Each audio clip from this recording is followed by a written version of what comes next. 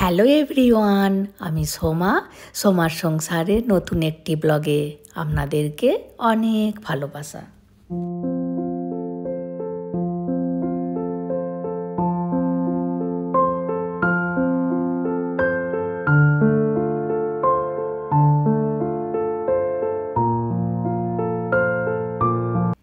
এখন ওই 6টার মতো বাজে।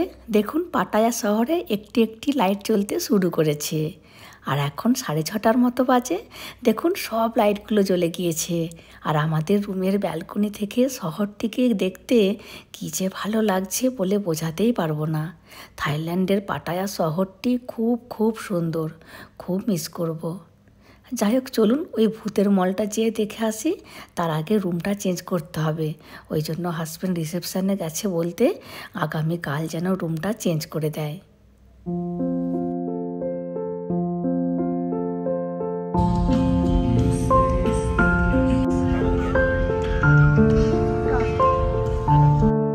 এখন 7টার মতো বাজে। দেখুন বিচের ধারে একটি দুটি করে সব মানুষজন আসা শুরু করে দিয়েছে। আর যত রাত বাড়বে গোটা বিচটি ভর্তি হয়ে যাবে।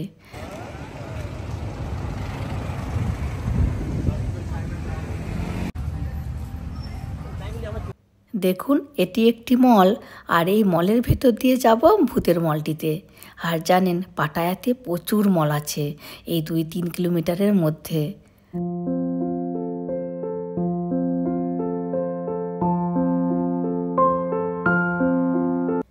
দেখুন এই ব্যাগগুলি কি সুন্দর দেখতে, আমি তো চোখ সরাতেই পারছি না।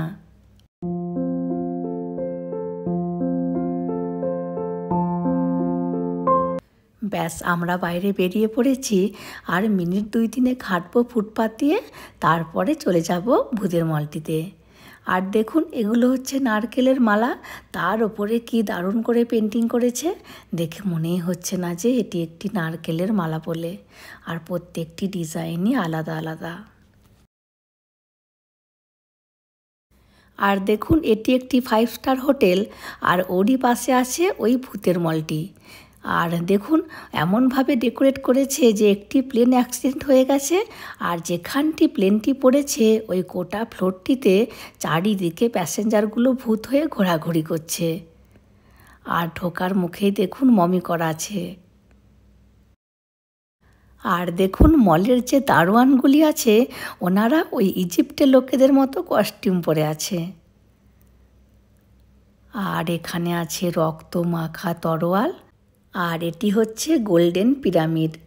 যাই হোক চলুন ওপরতলায় যাই, ওপরেতেই সব ভূতের আড্ডাখানা।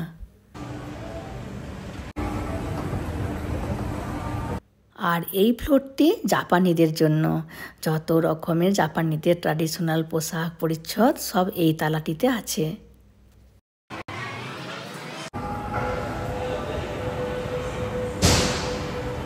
দেখুন লেখা আছে বিলিভ ইট অর নট। চলুন যাই। আর এখান থেকে যা দুমদাম শব্দ হচ্ছে, আমার গাটা ছমছম করছে। আর দেখুন উঠতে না উঠতেই কেমন সব সাজিয়ে রেখেছে, পুরো মুখটা যেন থেতো হয়ে গেছে। আর পুরো ভিডিওটা দেখবেন, আমি 90% ভয়ে মরে গিয়েছিলাম।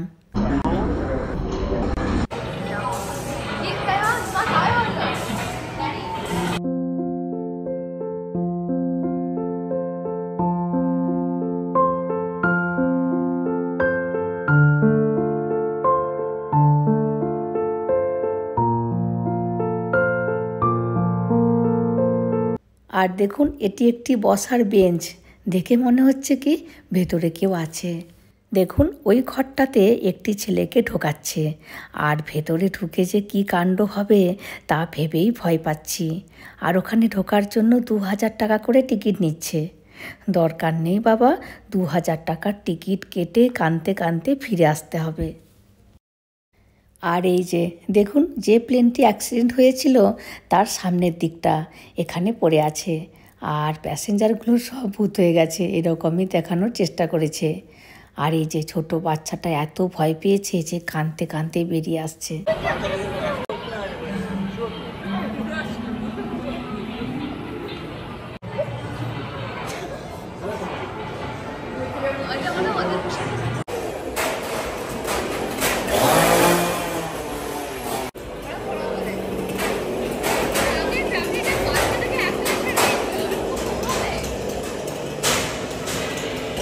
দেখুন এই ছোট বাচ্চাটা এত ভয় পেয়েছে যে বেচারা কাঁদতে কাঁদতে বেরিয়ে এসেছে। আর দেখুন এই বড় দুটো একসাথে গিয়েছিল, এরাও ভীষণ ভয় পেয়েছে।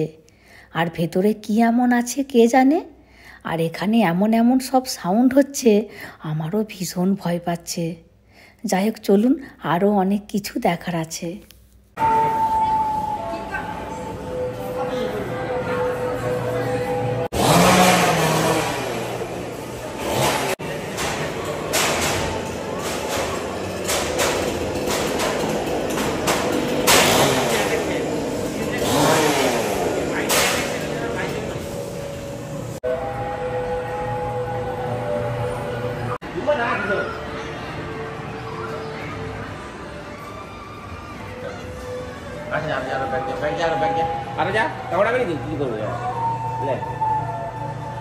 চারিদিকে এমন এমন সব সাউন্ড হচ্ছে, আমি তো ভীষণ ভয় পেয়ে যাচ্ছি।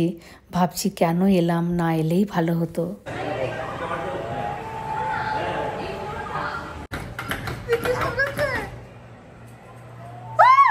যেই এই জানলাটার পাশ দিয়ে পেরিয়ে যাচ্ছিলাম, কোথা থেকে অটোমেটিক এই জানলার কাঁচটা নড়ছিল, আমি তো ভীষণ ভয় পেয়ে গিয়েছিলাম।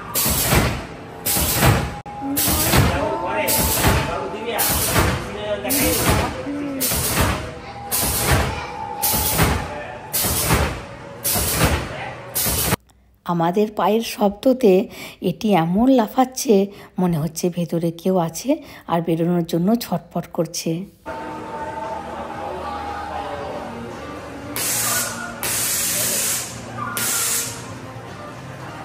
এখানে আবার কি শব্দ হচ্ছে?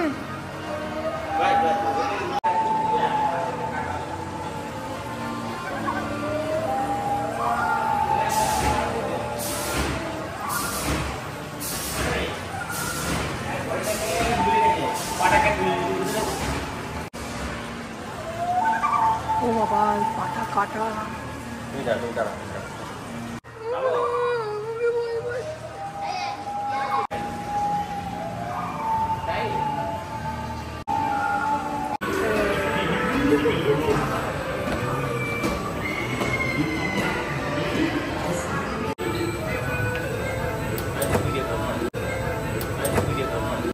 দেখুন যে এখানটিতে এলাম, হাতটি নড়ছে।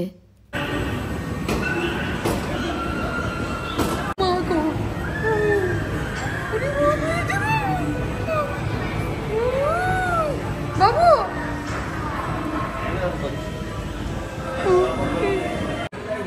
বাবু দেখ।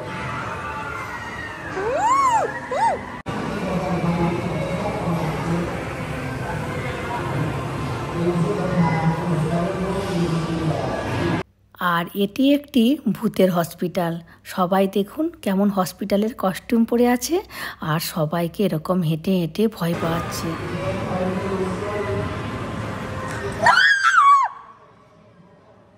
সত্যি বলতে জানি না আমার কি হয়ে গিয়েছিল এদেরকে দেখে। আর আমি অনেক কোরিয়ানের জম্বি মুভি দেখেছি, তো এই মুভিতে জম্বিগুলো সব এরকম করে আসতো, ওই জন্য আমি বেশি ভয় পেয়ে গেছি। আর আগে থেকে জানতাম না যে এরা সবাই ভয় দেখানোর জন্য এরকমভাবে ঘোরাঘুরি করছে। সত্যি বলতে আমি ভীষণ ভয় পেয়ে গিয়েছিলাম। আর হাজব্যান্ড ছেলেমেয়েরা আমার কাণ্ড কারখানা দেখে খুব হাসছে, বলছে তুমি এত ভীতু, অমন জানলে তোমাকে নিয়ে আসতাম না।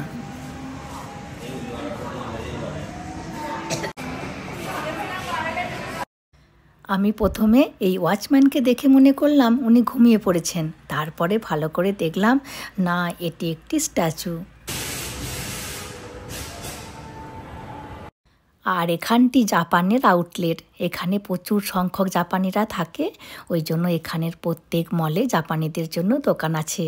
সে খাবার দোকানই হোক, আর জামা কাপড়ের দোকানই হোক, আর বাসনপত্রের দোকানই হোক। ওই জন্য এখানে এসে মনে হচ্ছে আমাদের জাপানটাও ঘোরা হয়ে গেল।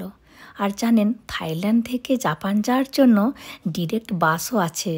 আর আমাদের একবার জাপান যাওয়ার ইচ্ছেও আছে। আর আজকে আমরা ফেরার সময় অটোয় করে যাব, মানে এখানের ভাষায় যাকে টুকটুক বলে, তো আমাদের আজকে টুকটুকে চাপাও হয়ে যাবে।